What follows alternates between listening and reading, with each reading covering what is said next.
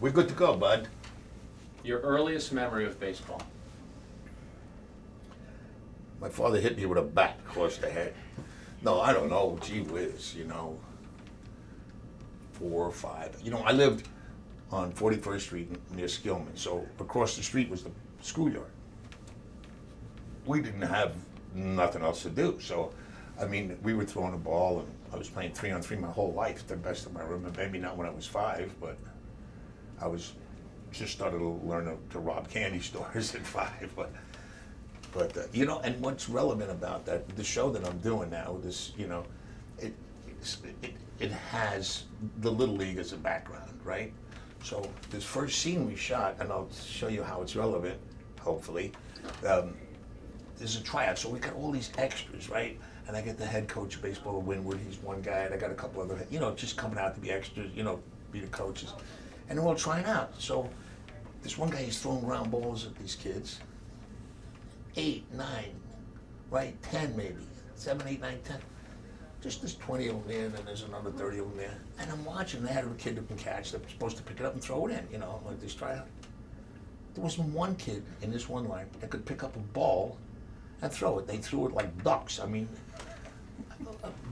What is this? And I'm now making fun of the coach. Oh, he's going to win. That kid's in Michigan. For sure, that kid's going to Michigan. And we started laughing. Then he turns around, he says, Jimmy, what the hell's going on? I said, and then I figured out, it's called PlayStation 3, right? Mm-hmm. We didn't have none of that. All we had was, it sounded like an old man, but the truth is, all I had was ball. That was my whole life. Baseball and football and basketball. And I know it was a long-winded story, but it's a good story. When do you become? Thanks. When do you become a Yankee fan? What's your earliest recollection of the Yankees? I know you 6, said 7. you're a Mantle, a Berra, and a Maris yeah. guy. You know why I come up with that? One of the negatives about baseball now is this. I get the pluses of the free trade and what do you call it? Free agency. But when I grew up, my guys were my guys for 10 years. Mm-hmm. I didn't go to look at the pinstripes. Whether it was Moose Gower, was what I mean, Andy Carey or whoever it was. They were my guys. Maris, Mays, McDougal, just name them. Rashi, Reynolds, Yogi. But those were the guys for 10 years. Now free agency comes on. They trade, like even Alex, they trade him from Seattle, they trade. So now they're trading people so much. This is my negative about free agency. I'm going and rooting for a name, or you know what I mean? I was with my guys, and every sport seems to be doing that. They're trading off like guys that be like trading Kobe, or you know what I mean? It's just terrible. Well, Jerry Seinfeld has said you root for the laundry now. That's been his. Oh, thing. he You're said that. rooting So for the yeah, uniform. that's the way I feel. It's not the same. You trade Gretzky. They trade. What are you doing? But what about this? You're in New York right now, and your point, 100% true, but the Yankees are finishing up a period where they did have the core 4 of Pettit, Posada, Yeah, but Jeter, Pettit's like Mariano. older than dirt already. Well, Pettit's retiring now. Oh, yeah. And Jeter? Jeter's great. Mariano? Well, he's showing his age finally, Yeah. but I never thought that would happen. I don't like to see that. No. Because it reminds me of my age, so it's not. But Jeter's going to play more. Jeter has a player option for next year. I'm sure he will exercise that. Yeah. The other guys are all. He's just great, He's great, but sometimes I find some young kids you guys get, you guys now, it's you guys, and man, this kid looks like he's going to be something. Boom, next year, where did he go? I don't know. It's just too much. It's just too much. What kind of baseball? I know you went to Michigan State to play football, but what kind of a baseball player were you? I was pretty good. Mm-hmm. Tell me about it. Give me a scouting report. I was a shortstop, and when I went out to California, they had a semi-pro league out there. It was fast pitch baseball, Bryson Mills, Carl Shoes. It was big. So I used to make a couple $100 a game. Then I moved over to third. I don't know if someone was telling me I was slowing down or that I was stupid, because our pitcher threw a lot of junk. Everybody else, this guy Red West, who was famous, was 100 miles an hour, whatever, And my catcher was named Bobby Lepore. He was out of the Philly organization. And when the pitcher wasn't looking, he'd go. The pitcher always go like this, move up, move up. Now, I mean, he's just throwing these. If they hit it, it's coming through my face, you know. So Bobby used to go. And the minute he turned around, the pitcher would go, you know. So it was great. I'd just take him like old Al Rose and just take him off the head, and, you know. So yeah, I played out there for a little while. I love baseball. Scott was great. Scott was great. That was going to be my next question, because you said... See, that's two that I that's okay. to. You took some time off from acting because you wanted to coach your son. You said, Well, Scott... there was a couple of reasons. That certainly was one. Me and Scott were attached at the hip. You know, I have 4 boys now, too. And my 2 youngest ones are top-notch football players right now. Wow. My 14-year-old is, I'm just adding this, is a freshman who's starting varsity quarterback. Wow. And my big one, Jimmy, he was a most valuable player last year as a junior. Not bad. So you're doing a good Both job. ways. You get the athletic gene that you've passed on. I don't know. They got him, hopefully not from the milkman, but I don't know. Tell me about Scott as a baseball player. So yeah, I quit. I had, you know, I lost my sister and I got all messed up, and I just decided I wasn't going to do anything I had passion for, and I thought I had money. Of course, that went away, and I was really on top of everything then. I mean, I could do anything I wanted, so I quit. I wanted to take care of that. It was just too good. I just said, let me put an end to this. So I coached for 6 years, and I had the greatest time. I mean, I really did, you know. And I said, well, what about your creative? What creative? I mean, you know, I don't have to wait 6 months for them to put music to it and this and that. You change a kid's life in 4 minutes. Mm-hmm. You know, some kid is walking around like a nerd, and you teach him something, all of a sudden he's a little banty rooster, you know, the next thing the kid's walking around all cocky. And so I had a great time, you know, and it's great, like later years I still hear it, hey coach, you know, like a couple of kids went on to play. And of course it was in Beverly Hills, but Scott was like the youngest guy. They had to change the contract because, you know, they draft, they're nuts, you know, they sit there with the chairs and they draft him, but he was only 8 and he got to be 9 to play. But I didn't know. I just finished playing. I coached soccer too, and we won the league that year because I know nothing about soccer. I just know about aggression, and so Scott, I was tryouts for me. This guy, the number was bigger than him. The guy hit some, you know, fly ball, pick it ground, pick it up, fired it in. And I said, this guy from Pittsburgh, the Pittsburgh team, and then he goes, Mr. Caan, what? He's only 8. I said, I know that. I'm his father. I know how old he is. So he says, no, but you don't understand. You got to be 9. I said, oh. He says, well, just tell him from now on he's 9. Right? The guy calls his 9. I said, Scott, come here. From now on, you're 9. He says, but you taught me never to lie. Yeah. He's 8. They had a meeting of lawyers and everything. They're crazy. So Scott started playing when he was 8. They changed, found some flaw in them. So he was able to circumvent that great rule. Hands, yeah. You mentioned aggression. I've read some interviews where you said that there was an occasion where there might have been an umpire or two that irritated you while you were coaching, and you might have let some of that aggression out.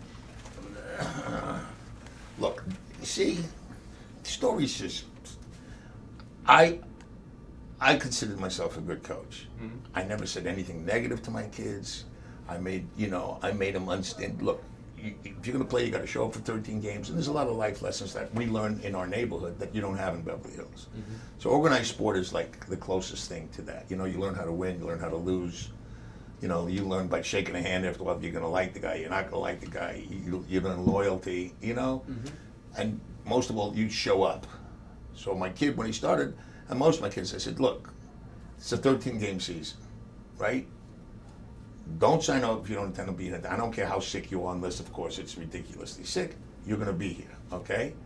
And secondly, you're going to try as hard as you can. Now, you're going to fool me. You can grunt and groan and all of that. You'll fool me. Yeah, but you can't fool, you know, there's other 8 guys, all of that. So, and by the way, if you don't like it, you don't have to play next year. So it's like me. I go do a picture. I hate this director. I got to finish it. I don't ever have to work with him again. You know, it's the same principle.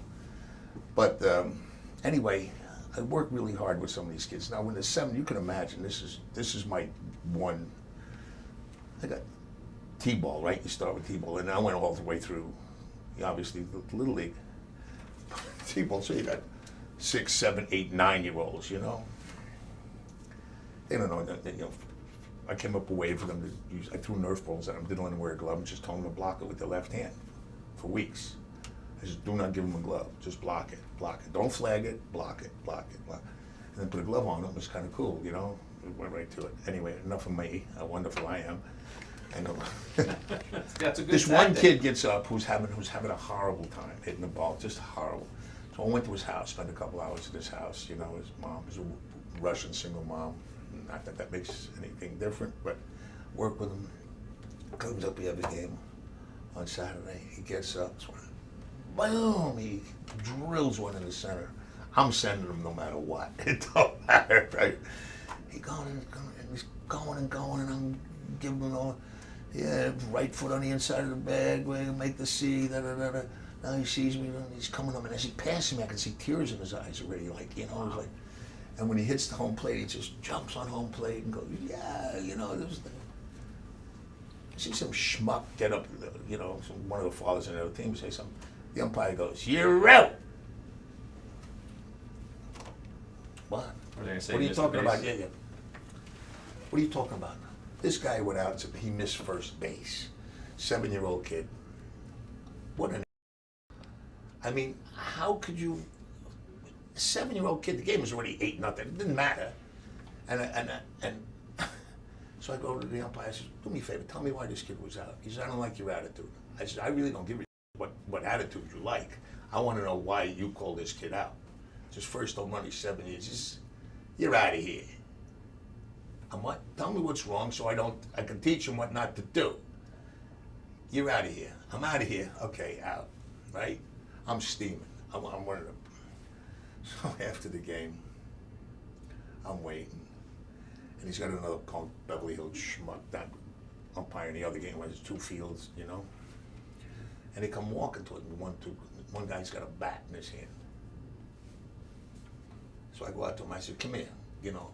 The guy comes with a bat. I said, you got that bat? You better start using it right now, you punk. My son told us it's embarrassing. But not really, I didn't get him. They threw the bat down and they ran and they both climbed the fence, these 2 brave guys. Both of them climbed the fence, threw the bat down. I'm standing there yelling at them as they're climbing the fence. Of course, it was really nice because the chairman of the board of Stanford was there. It was kind of a little embarrassing, but can you imagine calling a kid out? They took the kid's moment away. They took an It's a inside the whole park life home thing, away like, from the because kid. he's out. Oh, I'm sorry, we won 8-0 instead of 9-0. I mean, it's just insanity. So there's things like that, which I think are very justified. I'm sorry, I just didn't get a chance to hit him. Now tell me about Terry Gannon, the Cannon, and back in the game, because I've seen you describe him as a horrifying person. The most horrifying person. He's got a daughter and a grandson. The Right. daughter moves in to live with him and decides she's going to coach the kid, and the kid doesn't seem like he's a real good player. Not the kid, the kids. The biggest bunch of misfits you've ever seen. And it looks like the UN. I mean, there's not one color. I mean, they're all over the place. And I play a guy like the second coming to Sandy Koufax, you know, 11 minutes. I threw my arm on, drank myself out of the league. Boom. Brought her up. Mother died. Brought her up as a boy. Played baseball. And, I mean, to the point where when she said she's got a first period, I told her to walk it off, you know. Oh, no. Yeah, I mean, it's terrible. These guys are so funny, you're right. So, and then, I mean, she hates it, you know, I keep chasing all the boyfriends, you know, I hit she accused me of running over the prom date. That's a big exaggeration. I just sideswiped them. I didn't, you know. Anyway, it's just a horrible thing. So she goes on to college, becomes an All-American softball player. And we part. She marries this guy, has this kid, and they get divorced. Now she's forced to move out with this beer-drinking, horrifying guy who's going to give her son life lessons. I don't even call my grandson the right name. I call him Donnie. I call him everything, you know. Now her kid wants to play baseball, my grandson, because he sees this girl. He didn't want to, but she likes ball players, so now he wants to get into it. So I got all these misfits, and we have to form our own team because none of them get drafted. And, I mean, it's hysterical. Baseball's only about 20% of it. It's like our social club where we meet all the parents and, you know, Lenora and this wonderful, funny actress, and Ben Koldyke and all, so that's sort of like, but it's really about this dysfunctional family, where he just drinks beer and just is completely outrageous. I've watched the trailers. Is there a little Archie Bunker in Terry Gannon? Yeah, but it's not, he's kind of one of those guys, there's a hard way, in other words, being nice and kind and loving is a sign of weakness, because she grows up the whole time thinking he's never gone to one of her games, which he promised he would go to. And then she finds out that there's a video of every one of them, but he wouldn't even tell her I was there. She says, you left me alone with this mate. He said, I told you I was in jail. But, so he's that kind of guy. But if you saw the thing where he breaks the car, he does that on his own. So you'd say that to my grand, he wouldn't tell a kid. And he gives him all the wrong lessons. And basically what we hope will happen is that she'll have two of them, because I'm slowly going to bring this kid into all my life lessons. First thing I teach him is he wants to know about girls. Just tell him, he said, talk to your mother. He said, I can't talk to my mom. I said, all right, well, let's start with this. First thing you have to do is with one hand learn around how to take off the bra with one hand. Why would I do that? And how old is the kid? 10, 11, oh, I don't know. Wow. And then, with the candles lit, it's just hysterical. I mean, it's really, really very funny. I got actually one Godfather question, because when Sonny pulls up to the toll booth, there's a baseball game on. The Giants-Dodgers game is on the radio. The Bobby Thompson shot heard around the world. I remember I was there. I mean, whose idea? Stayed home from school. I don't know. I didn't listen. I was just worried about getting my ass shot up. I didn't hear anything. I think I had things in my ears. I don't know. It kind of happened. 47 of those old squibs. They were big squibs. They weren't, like now they have these little blood sacks. These had these brass casings. They'd blow a hole in you if they were turned inside out. Wow. And if there weren't 3, 4 girls there, I would have never done it. Couldn't be a wuss, We always end one of these interviews, bring it back to your childhood. We're each going to open up a pack of cards. And then we're going to see who got the best card. We're going to debate it. You okay with that? Is it a minor debate or a master debate? It's it depends. If we have a passionate discussion here, one of us might get a Mike Trout or Miguel Cabrera, and then it would be argument over. Or we might not get anybody any good. I'm off to a slow start here. I got a group. We got the Oakland A's. Let's see, Coco Crisp. That's not bad. He's a good player. I'm not doing too well here so far.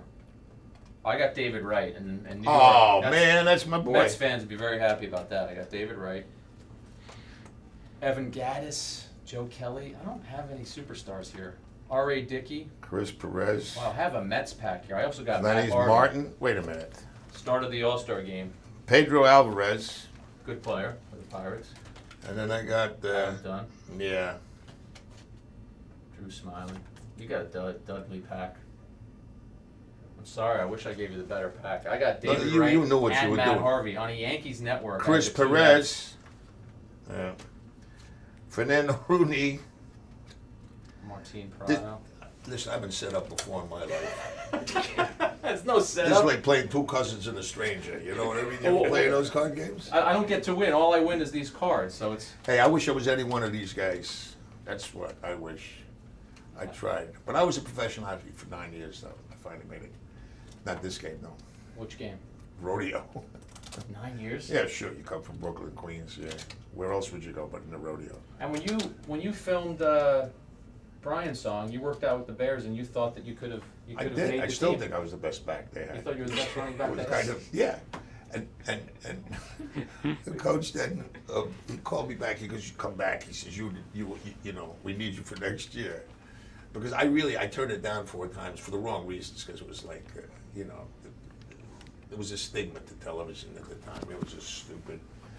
And but then I realized, wait, I'm going to go train with the Bears. They had a guy named Don Scheid there, Jackie Cannon, who threw the ball 30 yards in the air when the wind was behind him. And then, but then, it's Butkus, Buffon, Obradovic. They had, Gale had left already. And so the crews, every time I was in there, I was in the huddle. I was in the scrimmage, And then we did this Oklahoma drill, and this one kid this middle linebacker from SC, He hit me 5 times. And I said, hey, come on, I'm an actor. Stop the crap. I'm through. It had enough at that Yeah, point. Buffon just caved me in one day, you know, and they thought it was really funny. But it was great. It was great fun. We're glad that you're back in the game. It's on Wednesdays on ABC. We appreciate you doing this, and we'll definitely look forward to watching it. Well, good. I'm gonna test you. I'm gonna call you and test you. That'd be great. Okay. I love it.